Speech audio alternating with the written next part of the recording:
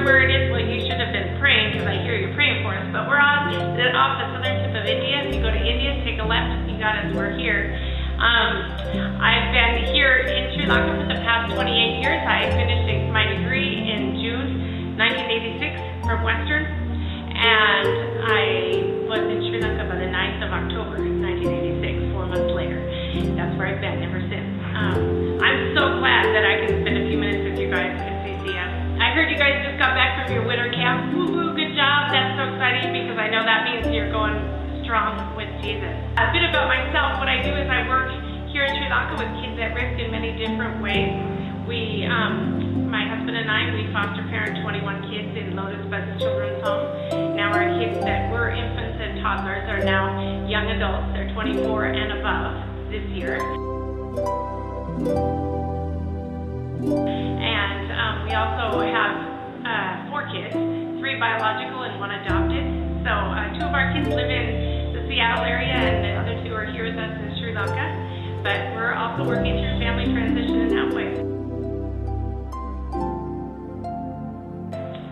So along with the children's home at Lotus Bus, I also work with KidsNet. KidsNet is our national network of children's homes that enables the highest standards of Christian residential care for kids that have to live in children's homes. Right now we're working with approximately 48 children's homes in 8 provinces around Sri Lanka. So it keeps me on my toes doing training seminars and helping those that are on the front lines of working with kids in residential care. I also work with my husband Roger. He's the senior pastor at the Colombo Gospel Tabernacle. It's a vibrant church that pulsates with life, I'll tell you. And he has lots of roles as the senior pastor, not only over our mother church, but 45 branch churches around the country. You know, a lot of what I do, I can do because of the foundation I got while I was at CCF. Some of you may be thinking, well, do I take the discipleship class or not? I'll tell you that was the foundation. I used all my notes all the time, ready and taught. What I learned in discipleship has been the foundation for what I do to design small group notes, help my husband write his outlines, formulate outlines with applications. All those things, honestly, I use every week. It's so amazing, you guys. That foundation is there, and that's what strengthens me and enables me to do what I do. I really encourage you to soak in while you're in Western, you guys. Soak all you got, discipleship, attend core, go to every camp, go to every class, do everything you can. Soak it in.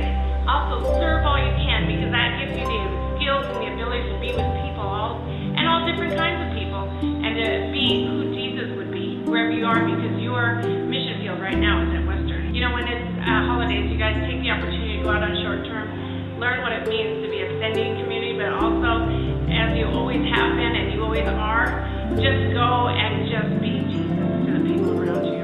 You know what? Our theme this year is hold unswervingly to the hope we profess in Jesus. And you know what?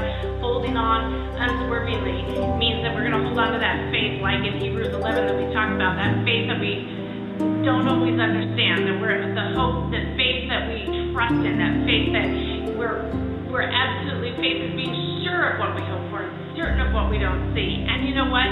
Even though we have to hold unswervingly to what it is that we profess in Jesus, I know that God will give you the ability to pray with us about that theme that we're walking through right now.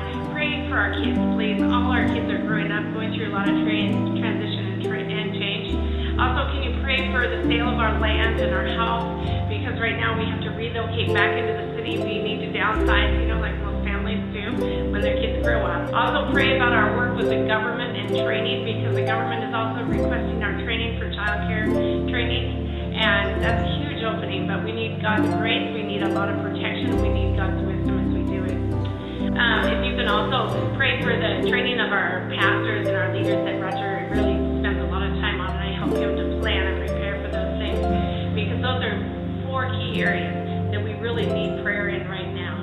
Thank you for keeping us on the front lines through praying and making Sri Lanka part of your prayer team and your prayer plan for 2014.